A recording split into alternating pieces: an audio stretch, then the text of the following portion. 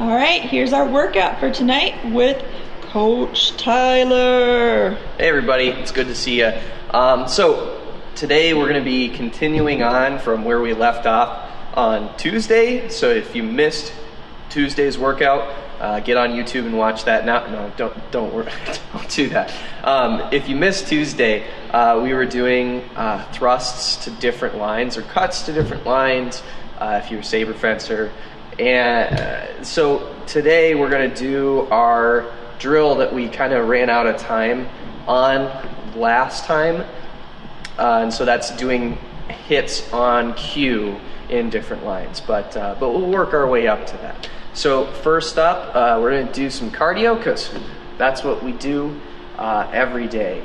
But before we do that, stuff you might want to grab while I'm doing the warm-up.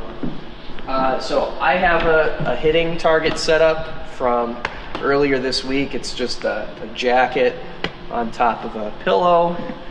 This is a body pillow sized punching bag, but you can make do maybe with a smaller pillow, and you put that on a chair, you drape the jacket over the back of the chair, and you tie the arms, and that works pretty well. But you don't need it. You don't have to set up a hitting apparatus to practice the stuff we're looking at today. You can do it empty-handed with a little imagination. But otherwise, if you have a stick or if you have a fencing sword, you want to have that too. But and my timer. I'm lost without it. So all that being said, you're going to want a stick probably and something to hit maybe. And I said this the other day, but I want to just make sure I say it every time we do a hitting thing. While we are not open for classes, if you need to pick up some equipment that you left here, we can work out a time for you to come in and do that in a safe way.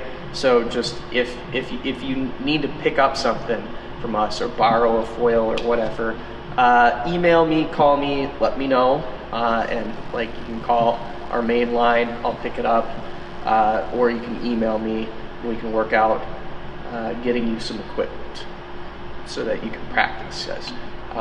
We're still going to be closed for a couple more weeks.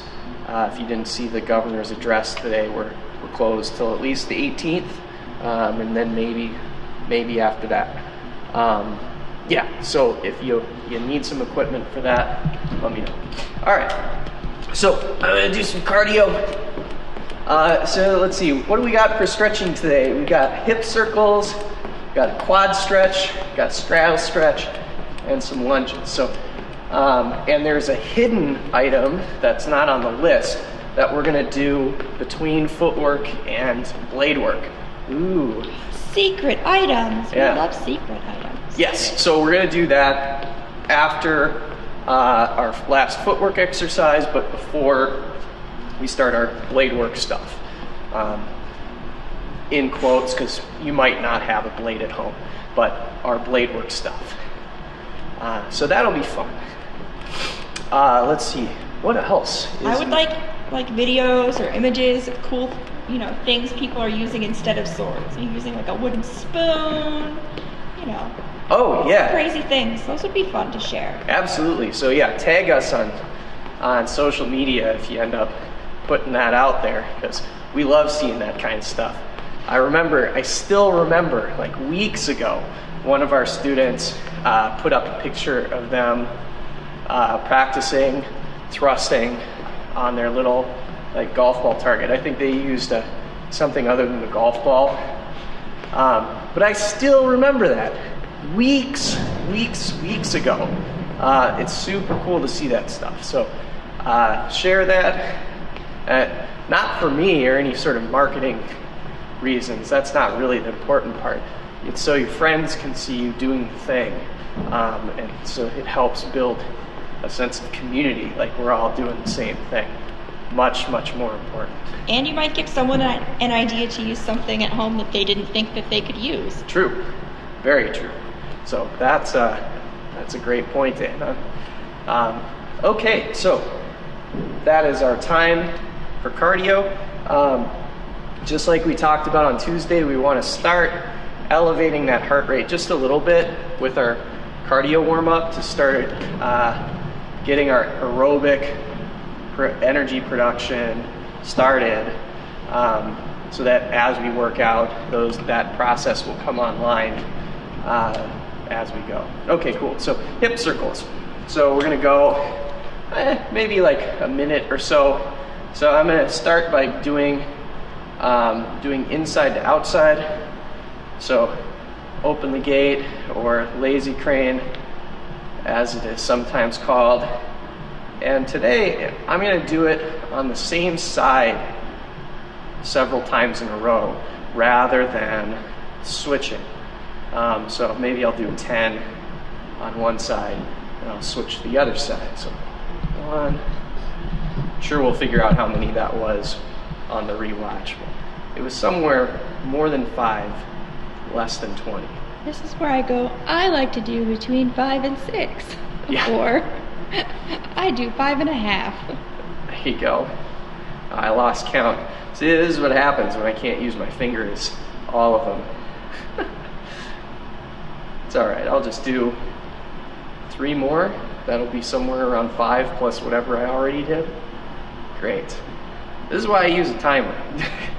All right, so, and then we're gonna do the opposite direction, so close the gate. So, going external to internal, outside to inside.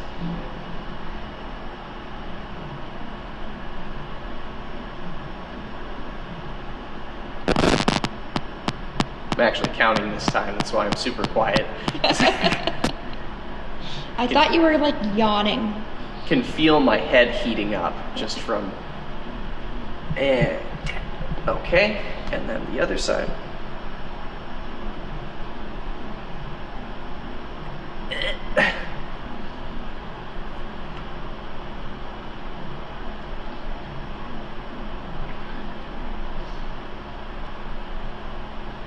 Oops.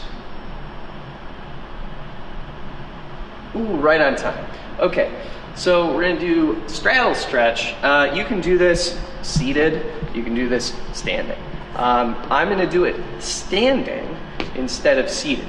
However, if this is not comfortable on your back, or if you're having a hard time doing the stretch standing, just do it seated. It's the same general mechanics. So I'm gonna go about, this is not quite, this is like maybe 1.5 times shoulder width, so like a shallow lunge worth of space. And then I'm gonna sit back with my hips, keeping my legs straight. So what I'm not doing is at this moment, I'm not bending my knees. I'm bending down here, but I'm also letting my hips drive backwards away from my heels. So I'm not leaning forward this way as much. So as my body goes down, my hips go back, which helps me stay balanced and also engages a better stretch through your hamstrings here than you might if you're just leaning over this way.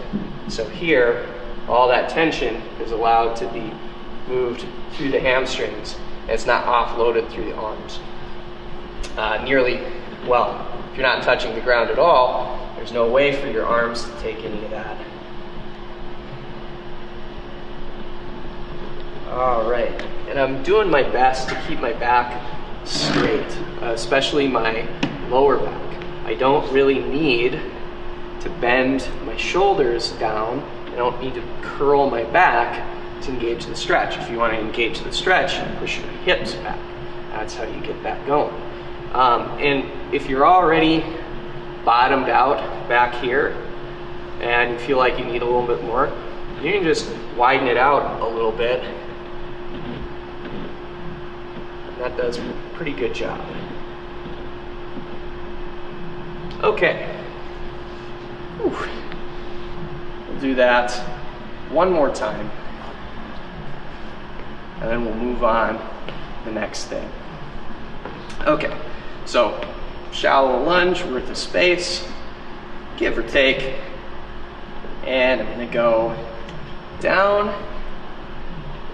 So I'm bending at the waist, my hips are moving back, and my weight is in my heels. So I'm not, my toes aren't up off the floor, but I'm definitely digging in through my heels more than anything here.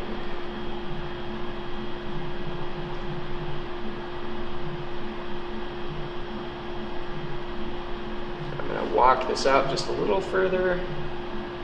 There we go.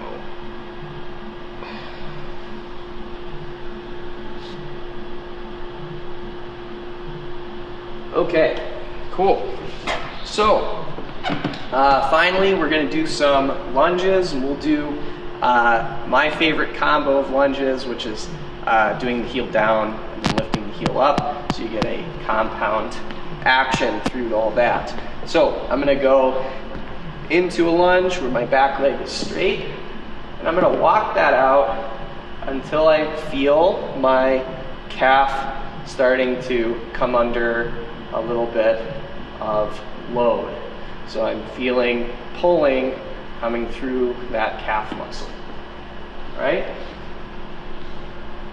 I'm turning my hips, face forward, best I can. And then now I'm gonna go a little further with my leading leg, which means I'm gonna have to lift my heel up off the floor. So now I go there.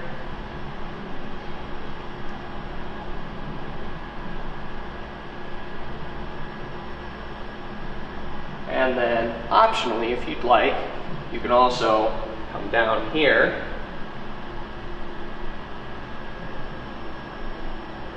and then up. And we'll do the other side.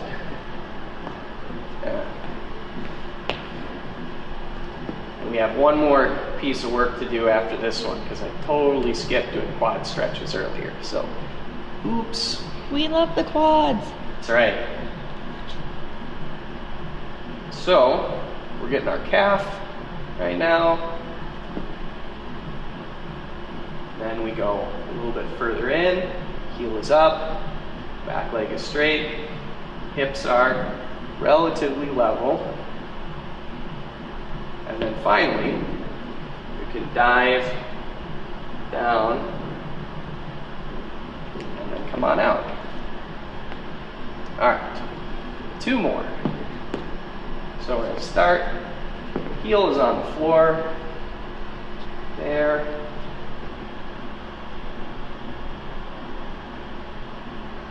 And then heel is off the floor in the back.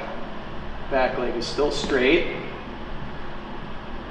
Keeping hips nice and level, across, and down. Optionally. Okay, I'm going to do that one more time. So we'll start with our heel down, walk that out until the calf muscle is under load.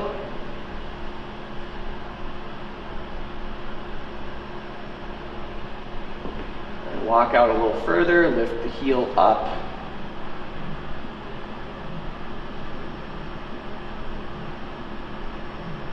And then down.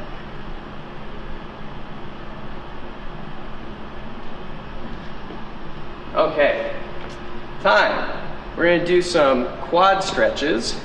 So this one, we're going to do standing quad stretch. And I want to show you, today we're going to do a standard quadricep stretch.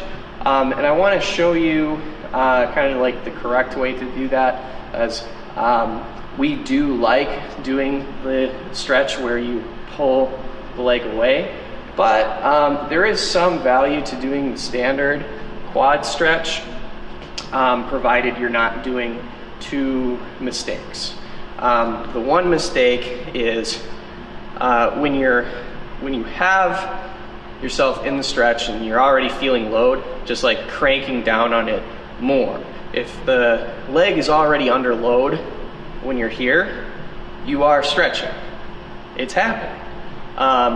Stretching is not something that necessarily needs to be done more aggressively to make the quality better. It's something where you want to make incremental improvements to the stretch rather than trying to get it all done in one day.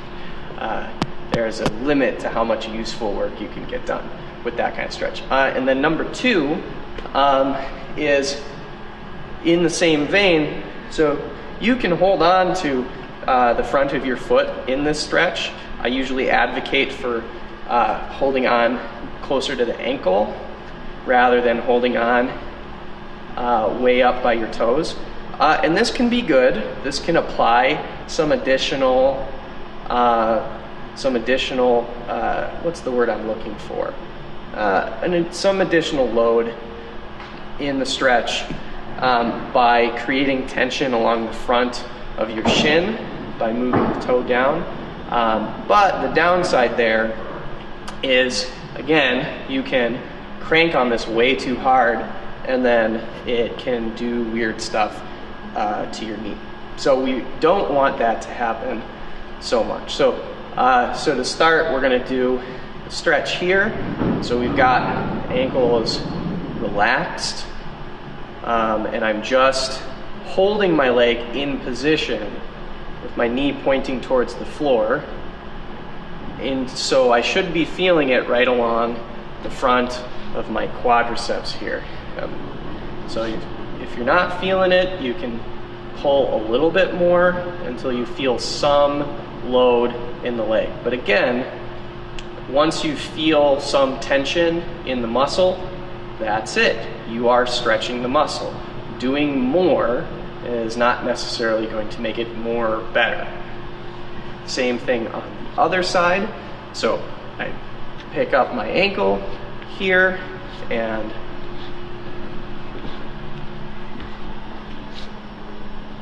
hand on ankle, or on the very top of the foot is fine too.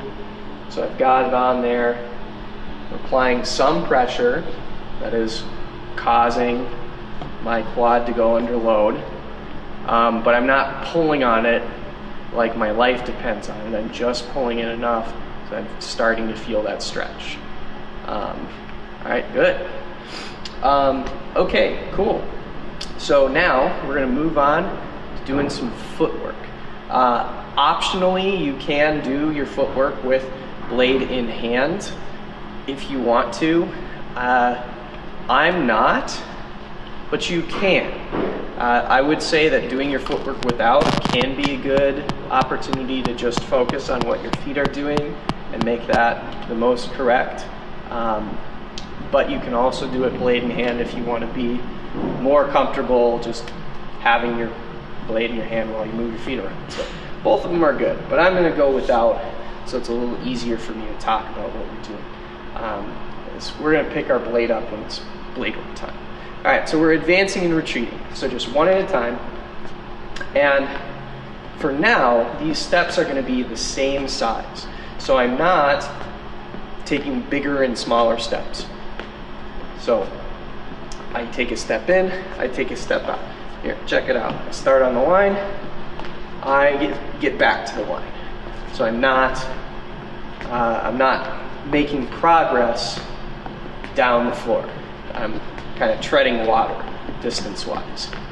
And this is something that is important for every fencer to have a good sense of, is how much I can move in and then out and be in the same spot I started. So having a good measure of what that space looks like.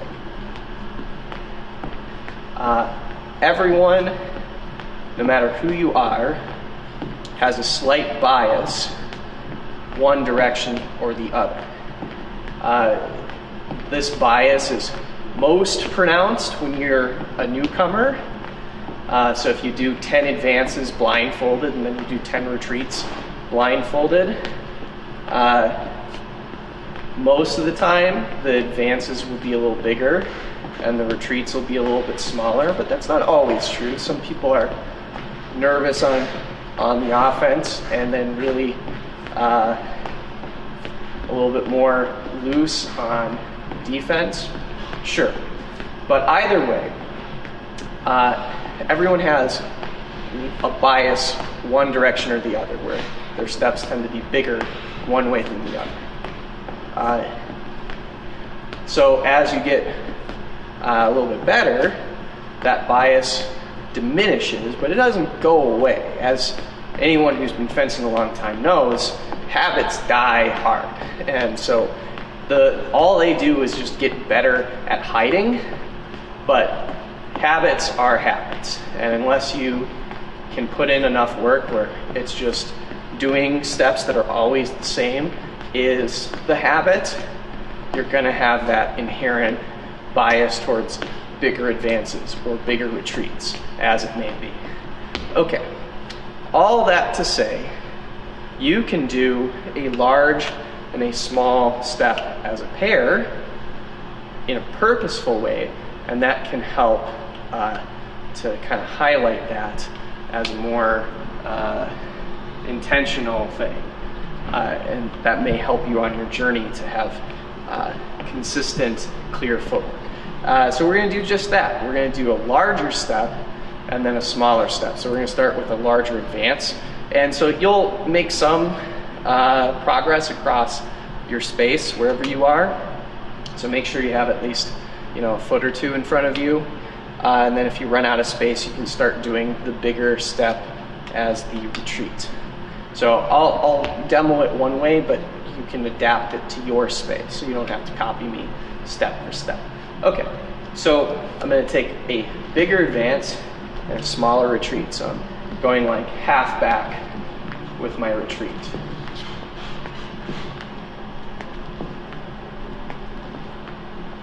And we'll call this the end of my space. So now I'm going to do it with the retreat. So I do big, and I go half back on the advance.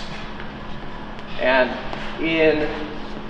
out of the 3 Olympic weapons, I would say, the end of my space. I'd say for épée, this is the most useful out of the 3.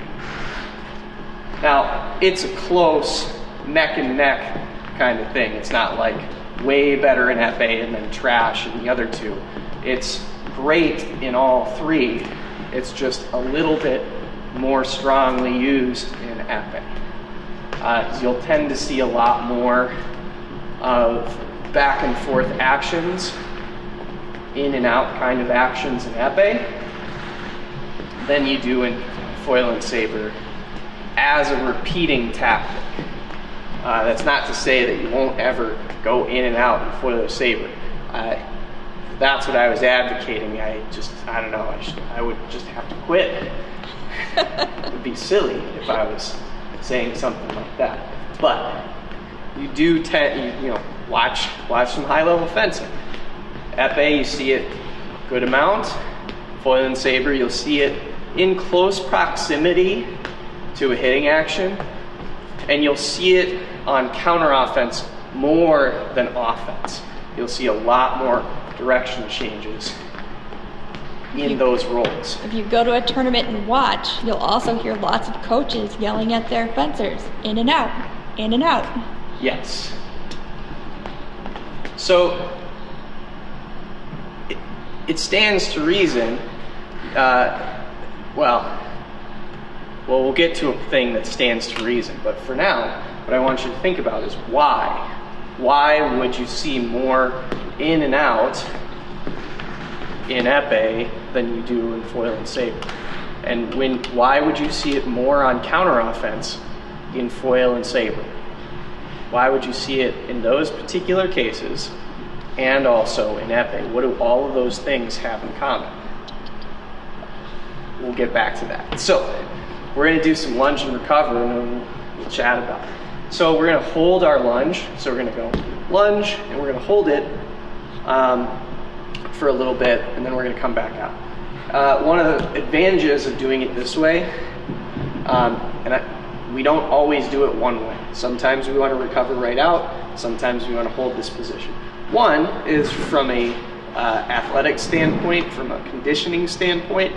When I stand in this position that are not 100% excellent at doing that job until they are made stronger by doing something like this. Do you want to do this in a bout? Nah, not usually. But do you want to do this thing so you can get your legs stronger? Yes, yes you do. All right, so you come back, you go lunge, hold it, you start the timer. Yes, we got a free one at the front. Yeah, extra credit. Yeah, so maybe we'll do like 15-second holds in the position. And if you need more challenge, just do more lunge. Simple, right?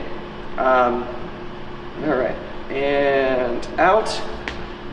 All right, shake your legs out a little bit, and then we'll go into our next lunge. Wow.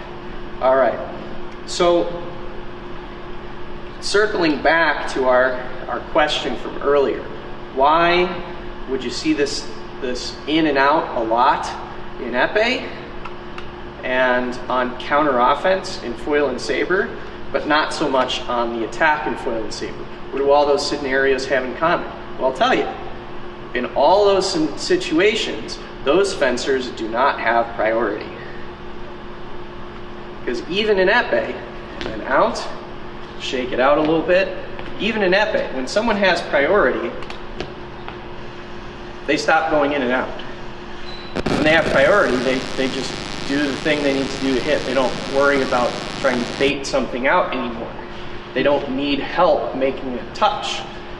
And so the incentive to get your opponent to act goes away. And along with it, so does the in and out footwork. Huh, fascinating. Okay, so we're back in the lunge. We're gonna hold this one for a couple more seconds longer. So what that should tell you is if you need your opponent to do something, and you need to communicate that with your feet, doing a bigger step and then a smaller step is a really good way to show them that you have commitment in a particular direction. So if I do a big advance and a small retreat, that shows commitment to going forwards, or doing a big retreat and a small advance shows commitment going backwards. And that will likely get them to at least have the impression that you want to do that thing. Can sometimes be called like a pushing step or a pulling step, where you do a step that's much bigger in a certain direction. Okay, and we're out. Okay, so now same drill, but this time we're going to do an advance, lunge, and hold. And we'll do a retreat lunge and hold. So same general idea, but now a little bit more stuff on the front. So we'll do advance lunge, so we go advance, lunge, hold our legs in the position.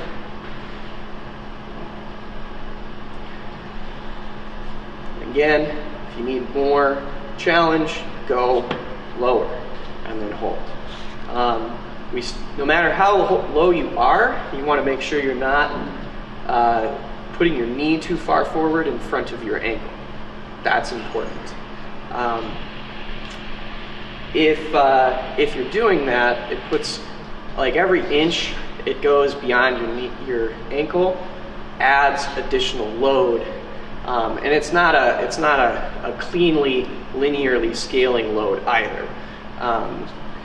You can think of it as a giant lever arm that's torquing on your knee, and the further you go, the more it adds on. Okay, we come back out. So that was almost a minute. Whew, lots of fun. All right, and then another one. So this time we'll go retreat, lunge, and hold. So we'll go retreat, lunge, and hold. We'll hold down on that. And again, sink down a little lower if you need some extra challenge. So in any case, so as far as like your knee position goes, the further past your ankle that your knee goes in this particular position, beyond just like it having, potential negative effects on your knee, the other thing from a performance perspective is the further across my ankle my knee goes, the more I'm losing out on pushing power. Like I lose torque when I go that far. It takes me a really long time to exit the position. If I'm in a position like this, coming out of that's gonna take a lot longer than if I'm already here, in most scenarios.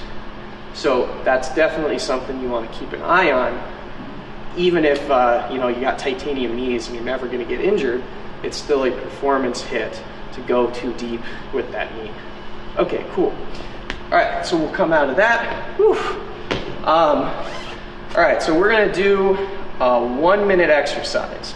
A minute is all you need. Is this our extra credit? No, this is not extra credit. Okay. We're gonna do our extra credit as a cool down after this. Like I said, the hidden thing is hidden.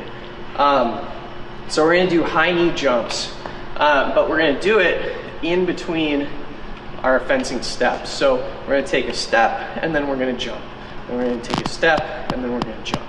And when you jump, you're gonna try and get your knees as high up as you can. So it's not just hopping here. Like that's a good place to start. So you take your step and you hop. And if that's all you got, then that's what you do.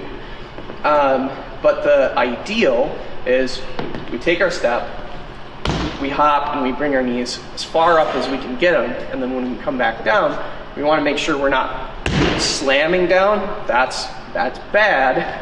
That's that type of ballistic impact adds up to an injury down the line. But if I do it lightly, so I go high and then nice landing, that's good. That's what we want. Okay, so we'll start our timer. We're going to just do step, hop, and you just go back and forth in your space. How many advances, how many retreats, not as important. Okay, so step.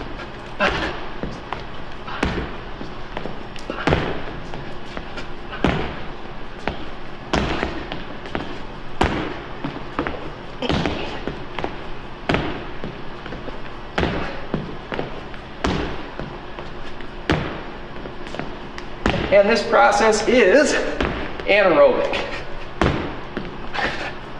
You are going to be winded pretty fast through this. We're about halfway through, and I'm already running out of juice.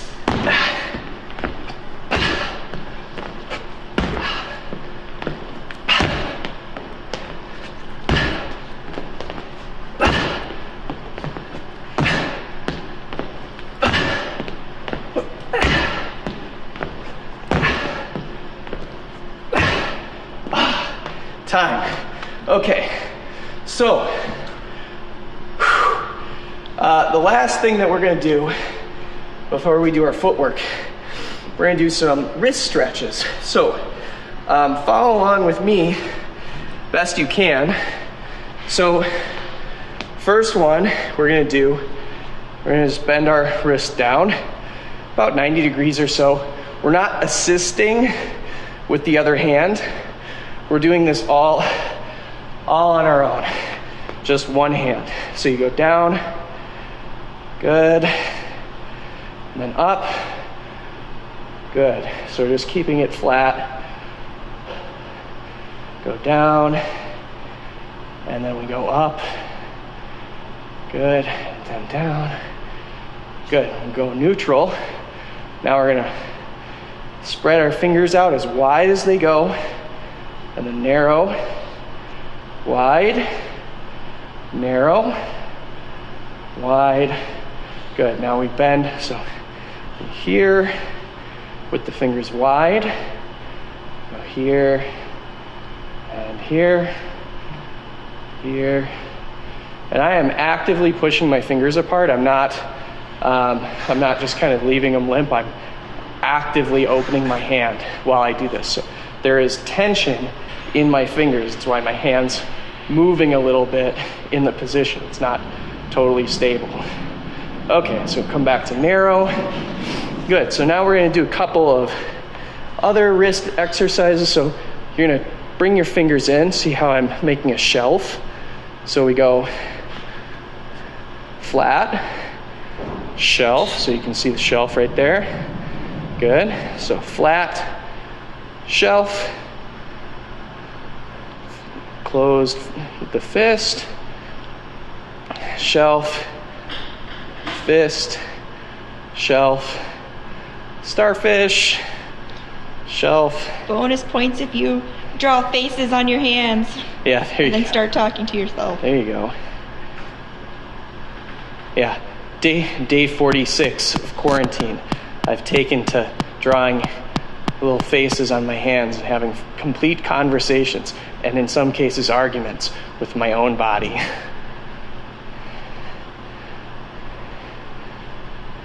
All right, good. Give that a quick shake. All right, so now that your heart rate has hopefully returned to a normal state, more or less, it's time for us to do our thrust and hit part of the exercise. So to begin, we'll do a little bit of review from Tuesday. So Tuesday we did what we call kind of the 4 corners drill. So that's just hitting to the 4 kind of basic spots on the target that you're going to want to know, no matter which weapon you fence. Although in Saber, the top 2 blend together a little bit, but they're distinct in foil and in epee. Okay, so all I'm going to do is if I have a target, I can practice just hitting to those 4 spots on the target. If I don't have a target, I'm going to imagine getting ready to go do a hit rather than actually following through on the hit. So if you have a target, great, you just go for it. And I'm going to just go counterclockwise or clockwise around the target. It doesn't matter which one you do. If you start in one corner, you just make your way around, and you can come in a little closer so that you can. It's more important what my blade's doing than anything else. I'm not going to be doing a ton of footwork. So notice that when I hit on the top side where my hand is facing up like this. And then when I come over, I turn my hand over to hit over there. I'm not turning it over a lot. My hand's not flat. It's somewhere between straight up and down and 45 degrees. So you can adjust that a little bit and be successful. Now, when we go down low, your hand is going to be much closer to flat. That helps dig the blade into the other person's target. If you're a saber fencer, you're doing this so that you can cut laterally into the flank or the belly if they are a left-handed fencer. But in either case, whether I'm cutting or if I'm thrusting, I want to have my hand relatively flat and also parallel to the floor, more or less. Okay, we come to the other side, same thing. My palm is facing up, but my hand is low. So the back of my hand is pretty close to parallel with the floor, just like it was over here, except now it's over there. So hitting up top, hitting on that shoulder there, and there. And for saber, we got cut, cut, cut. So again, there we go. Okay, so that's the basic 4 corners thing. What we're going to do now, we're going to do 2 hits in a row. So you're going to hit, and then you're going to come back on guard. So what we were doing is we were doing 1 hit, and then just changing positions in between each one. So what we're going to do now is we're going to do 2 hits to 2 different targets, and then we're going to come all the way back to on guard. So we're going to start on guard. We're going to go hit, hit, on guard. And then we go hit, hit, on guard. I'm starting with the hit I just did on the second one. Oops, too much wrist. I go hit, hit, on guard. Hit, hit, on guard. Hit, hit, on guard. And then hit, hit, on guard. So I'm always coming back to the second hit as the first hit on the next one. So you go 1, 2, and then I go 1, 2. Now I'm going to come to this one first. So I go 1, 2, then I come back down guard, 1, 2.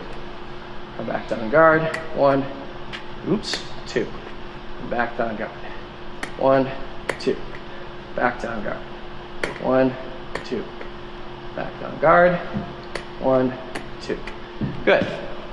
So I was always going in a circle. If you want to do this in a more challenging way, you can pick diagonal paths, or you can, so like skipping from one target to the next one, and skipping over one of the targets. So you could go here to there, and then I'm going here to there. And then, so I'd go there to here, and then here to there. So practicing both the upper and lower transitions, both directions. So just picking two targets, you've got top to bottom, bottom to top, and then you have two more on the other side. So each target has, you know, 4 transitions possible between them. So that's a lot of different things that you got to be comfortable, transitions you have to be comfortable making back and forth, which is why we only focus on like 4 targets. Can you imagine if we had like 7 or something? That'd be ridiculous. But hey, that's epee for you. Ba-dum-bum. No, I mean, epees have it hard, man. They got a lot of stuff they got to know. Okay, so what we're going to do now, and Sam did this a bit in his stream as well. I'm just going to show what this looks like with a point weapon. And if you missed Sam's stream, check it out on YouTube. So he talks about like doing feint attacks with this same kind of framework. It's almost as if we all work on this stuff together. And then I know it's a wild idea, but so in any case, so with a feint attack, you're doing most, you're almost hitting, but then you don't, and you do something else. So I'm going to go that same 1-2 thing. I'm going to follow that same thing, but I'm not going to connect on some of the first ones. So I'm going to go 1, 2, 1, 2. I'm just getting warmed up. 1, 2, 1, 2. Oops. There we go. 1, 2, 1, 2. Still warming up. 1, 2, 1, 2, 1. Oh, 2. 1, 2, 1, 2. Oops. 1, 2. 1, 2. 1, 2. 1, 2.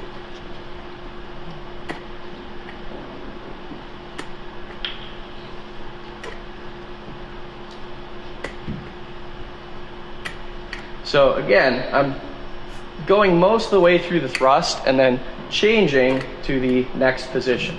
So I go thrust, change, thrust, change, thrust, change, oops, change. This is easier, much easier when you're doing it with a step. So doing this standing still is actually much harder. So if you have a target, and if you're really struggling with this, like I'm doing this in a way where I'm not getting it right every time, and that's correct for me to practice and get better. If you're doing it correctly every single time, you're working at a speed that's way too low for you. If I was getting it wrong every single time, I'm going too fast and I need to slow down. You should be succeeding maybe like 60-70%. So this might be a little slower than what I need, but it's close. So if you're really having a hard time, even at a low speed, you just do this where you let the step finish the action. So you reach out like you're gonna hit, but then you make the transition with the step. So the step helps kind of pin everything down to the target. It's a little bit easier in that rhythm. The thing that makes the step harder is that you have a limited amount of time. With the thrust, you can take your sweet sweet time getting it on there. Whereas with the lunge, you're gonna get there at a certain time whether you like it or not. Okay, cool. So let's do just like a minute more. So we'll go feint, hit, feint, hit, feint, hit, feint, hit, feint, hit, feint, hit, oops, there we go. Feint, hit, feint, hit. I'm gonna go the other direction. So I'm gonna go feint, hit, feint, hit, oops. Feint, hit, feint, hit, hit, hit, hit.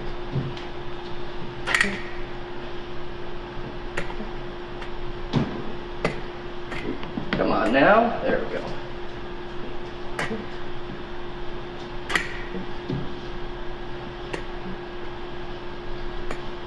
Okay, cool. So the last thing I want to do, so we'll just do this for a couple quick minutes. I want to do hitting on cue. So we alluded to doing this on Tuesday. Today is the day. So how that's going to work is I'm going to give you an opening. And if you were here on Tuesday, you've seen this part already, but we're going to add on a little bit extra. So with the 4 corners drill, wherever I put my blade, I'm going to pick one of 4 spots. So here or here, there or there. So I'm either on this side with my blade high or low, or I'm on this side with my blade high or low. So far, this is review. If my blade is high on this side, you want your blade low on the opposite side. So you're doing the opposite side and the opposite elevation. So if I'm high, you're low. If I'm low, you're high. Okay, so let's start simple. So if I am low and over here, that means you should be on guard if you're right-handed. If you're left-handed, you'll be across the body. So again, it doesn't matter which hand I do this with. You focus on where my blade is positioned, not which hand I'm holding it in. That doesn't change anything, right? So I'm down here, you're high on this side. Now you're high on this side. High on this side, high on this side. Low on this side, low on this side. So here, here, here, here, here, here, here, here, there, there, there, there, there, there, there, there. Okay, so, and just for the sake of being complete, we'll do it this side. So you're here, yes, here, here, here, here, here, here, here, there, up there, down there, up there, over here. Switch, switch, switch, switch. Right, so you can see sometimes I can transition between different sides. Sometimes I can transition from high and low, and sometimes I can do both at the same time. So you'll have to pay attention to whether I'm doing just this way, or if both things are happening. Okay, so I'm gonna take my second hand out of this so that you'll just pay attention to where my blade is, and then we're gonna add in, so you're gonna be just looking for target, so putting your blade where the opposite place of mine. And then if I lose my balance, so if I commit too much and I end up on my front leg, you are going to finish that attack with a lunge. So you do steps in place, and you see the cue, finish. Oftentimes, I'm going to be mean and I'm going to give you a cue at the same time that I step in. So you're going to have to do both things simultaneously. All right, so here we go. So now I'm low, and you're up there. Good. Try and figure out where I'm going before I get there, because you're going to have to transition while I'm transitioning in order to be successful. You can't see me parry and then react to it. That's not going to work.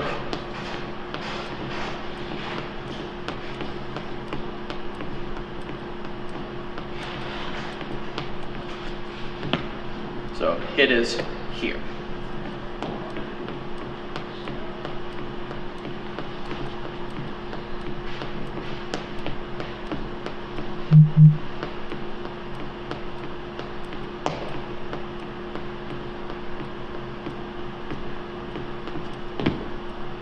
Hit is down there.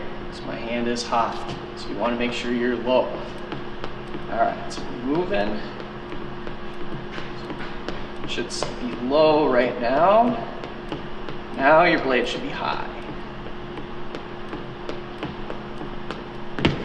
So that should be way up top.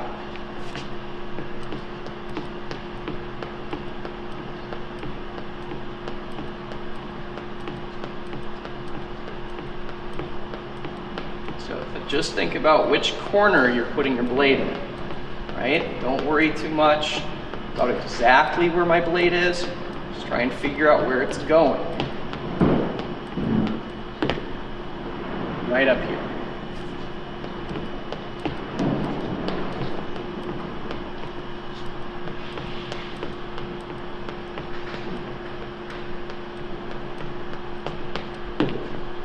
Right up here. Good.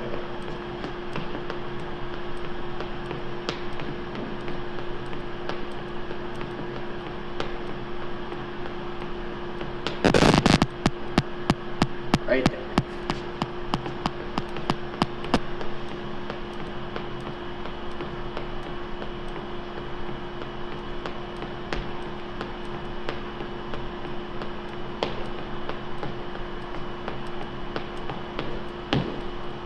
Right there. Okay, pretty good. So you can practice doing those transitions without me. You want to think about an X inside of a square, or yeah. And so each side of the square is a transition, and then you can transition along the X inside of the square. If you want to draw a square with an X in the middle on a piece of paper and use a stick to just trace around that, that's good practice, and maybe number each of the points and try and figure out how to get to the different numbers using different paths around the square or through the Sounds square. like something the HEMA people that joined us should be familiar with. Oh yeah, they have something kind of sort of like that. They use it for doing their flourishy stuff, but still, yeah, there's only so many different ways you can shake a stick, right? So in any case, that's it for today. So keep an eye out for an email that should be coming in tomorrow with some news. So we got some exciting stuff that we just can't wait to share with you. Well, I guess we can wait till tomorrow, but but so stay tuned. We got some cool stuff coming up, and so stay safe, stay hydrated, and until we can see you again in person, we'll see you out here on the internet. So take care of yourselves. See you next time.